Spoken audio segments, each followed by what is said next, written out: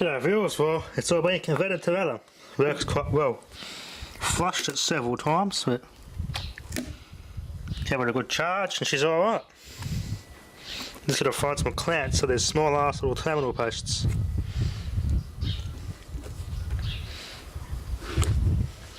I'll probably make some actually. We'll make some.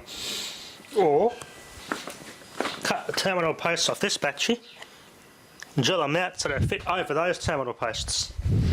If there's enough lead in there, just push them over and that'll be my adapters to change the terminal post sizes. Because that battery there is completely dead. Put it on the welder flat out and it didn't even barely bubble. Barely get over 4 volts. It's totally dead. Even deader than that one. So I can reuse bits and pieces of that one to fix this one. See what I can do. Measure these post sizes. They'll obviously tape it. They'll carefully hacksaw these down low and drill the bottoms out to the right size. And using a little die grinder, I can just taper those out and that will fit over the tops of these. And I'll adapt that size to a normal standard size, which I can use on these battery clips. Put a new switch in this.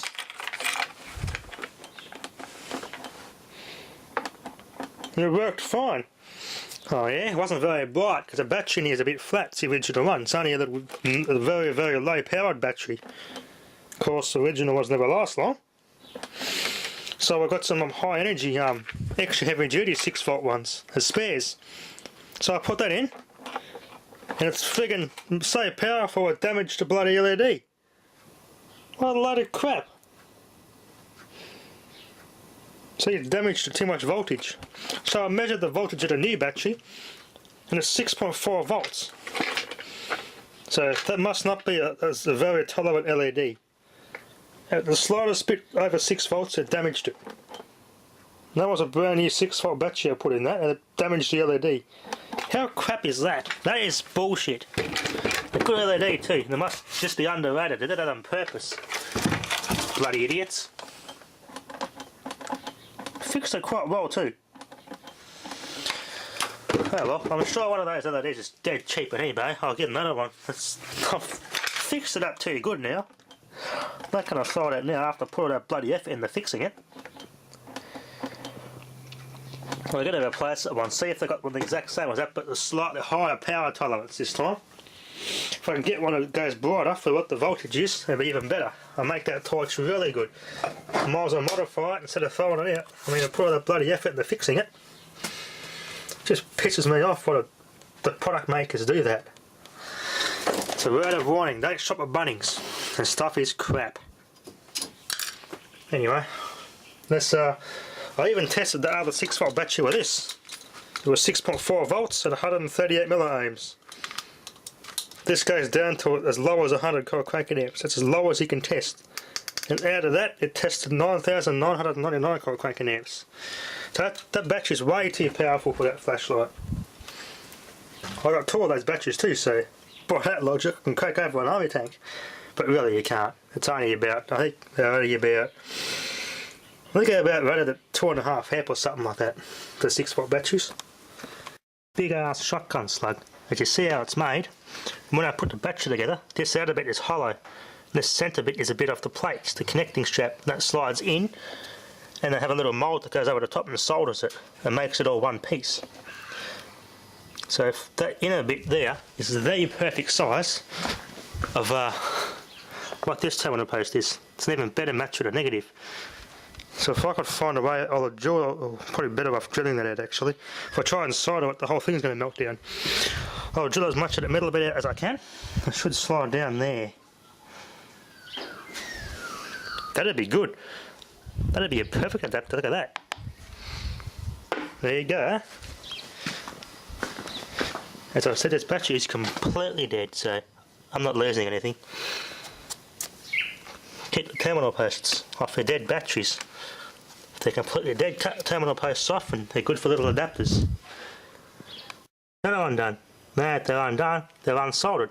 Just tap them down a bit and I can carefully cut this top half off And we're going to have some test cells to play around with. I'll get this apart and wear gloves because you don't want to get that brown lead dioxide on your skin. It's pretty toxic stuff. So that'd be a good teardown. I can melt that down and recycle that. But there we are, that one worked out quite well. Nice and tight, looks pretty good. This one here I just tapped it on with a bit of power pliers, that will do. It's a good firm connection though, going to come off or be intermittent. Perfect. True redneck. And that's how you make your redneck battery post adapters, by recycling ones from a dead battery. Simple as that. And this battery is more universal for my clips I got on my battery back. Sweet. Alright, I'll get my gloves and everything ready. We're going to get the saw out and cut the top of this battery off and do an autopsy and show you the plates. Able to maintain a pretty straight cut all the way around. Look at that. The main body of the battery is intact. I could use this for a six part storage compartment. Just got to wash all that lead dioxide residue off it. There's the top half. Actually goes inside here and the inside. And dribbles back down these holes back into the cells. Positive plate, negative plate. You can see it's very bubbly, so it's broken down and there's nothing left of the plate. So once I get to that stage, that's it. The battery can't get no current. There's no connection, it's physically broken. You see how warped this plate here is? It's twisted. It's all even pushed it all up. It's pretty bad. They've expanded a lot. It's the negative plates are in real bad shape. Positive plates are alright. That brown lead dioxide is our negative plates, and they are gone. There's nothing left of them, so that's why it was all fat. It's actually pushed out and swollen. You can see how it's warped the divider, the cell there, the wall. Swollen up so bad with lead sulfate, it's just destroyed itself. They come up to about here. When I put the top on and heat seal it, and I solder the tops on.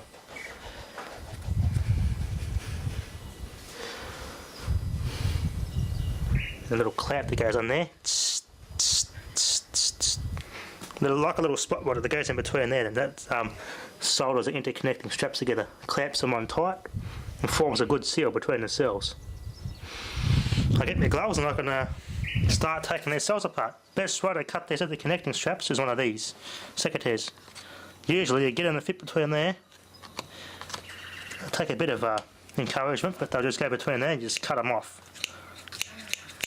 Easy.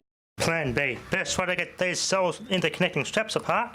One of these chisels, nice and sharp, put it against the plastic and tap it so it wedges behind and I'll pop apart with these. Best way to do it. Beats using secateurs and it breaks them. I'll get a tray laid out, get the pliers and pull each of the cells out. They'll just come out and they're obviously sandwiched in the positive and negative plates together. Should be able to, well, they're too far gone, but usually if they're intact, they'll de-interlace and you set insulators in between with the lead dioxide and the sulfate. Because it's in such bad condition, let's get a tray laid out. They contain all the... There was a tiniest bit of residual acid left in this battery, even though I flushed it and flushed it and flushed. So I didn't convert this one to alum, I just left the water in it and tried to revive it. And I did put the loader on it this morning, as I said, but no, it wasn't reviving. It's completely gone, so I'm not expecting to see much of the negative plates in either of the cells intact much at all. So we'll see what sort of structure this uses. I'll use a honeycomb structure, diamond shaped structure, or just a regular rectangle structure with the patterns of the plates. Calcium. See if we can find the calcium bits in there. A supercharged battery is now a super discharged battery. Let's tear this super discharged battery down.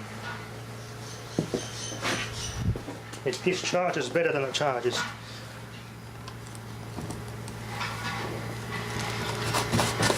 Look at that. Oh, hang on, it's out of balance now.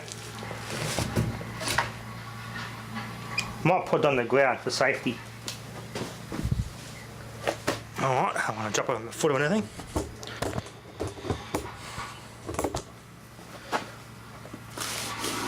Look at that, bits and pieces falling off it. Look how deformed it is.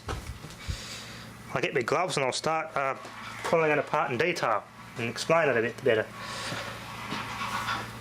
All those little bits and pieces that fell out there, that's all the bloody remaining of the plates. That's lead dioxide, what's left of the negative plate. And they're sandwiched into kind of a plastic.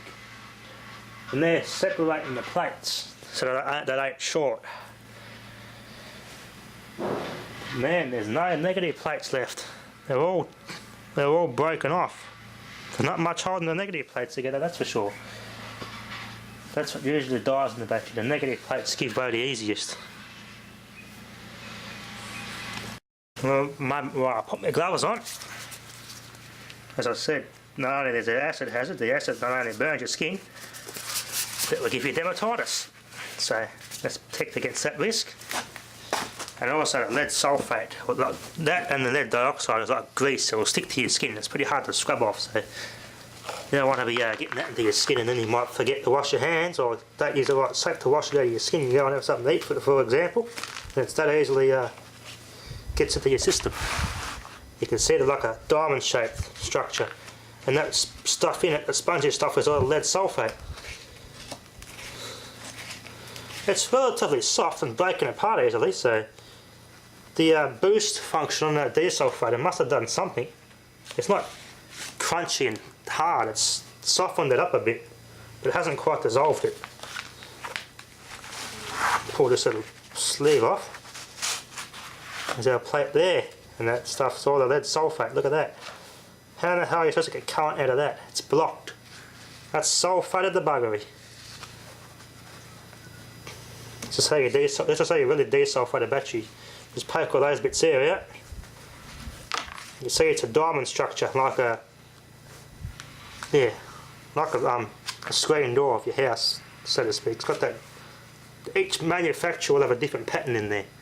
Delcor, I think, have a hexagonal pattern on their plates. Normal, like a Century battery or regular basic batteries, have the regular rectangle sections. Try and shake it all out. Desulfate it. That plate itself was actually in good nick. The more or less I shake out, and if I were to hold this, we'll keep this in one piece, and put the negative plates in, and get all this stuff here out, I'll get this thing, this will work like a new battery pretty much. Once all this, you put the right mixture in, it'll reactivate it. Slightly desulfating the battery. There you are, getting more capacity back. I've got them, looks like I've got 60% of its capacity back in that one plate. If I can de-sandwich them, which I don't think I can, they're going to fall apart. There we are. That's what kills your battery. That's the lead dioxide plates. And that is lead in its most toxic form, so be careful with that stuff. That stuff falling out, that's what's left of the negative plate. Absolutely nothing. There is no negative plate in this battery. Pull those little separators out there, damaging the positive plates. There we are. As you can see, it's all bent and squashed and deformed there because of that expanded. In one section, it twisted and warped the plates. So it's actually damaged itself permanently when it discharged and sat for a long time. There's no negative plate there, absolutely nothing left of it. That's all that's left of the negative plates. Nothing.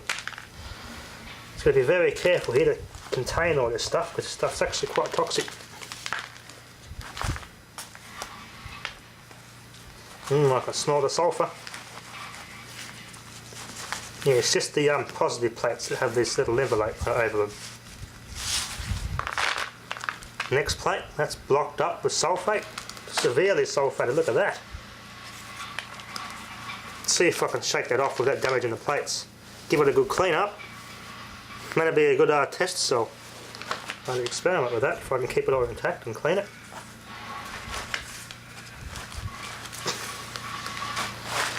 Pull these envelopes off.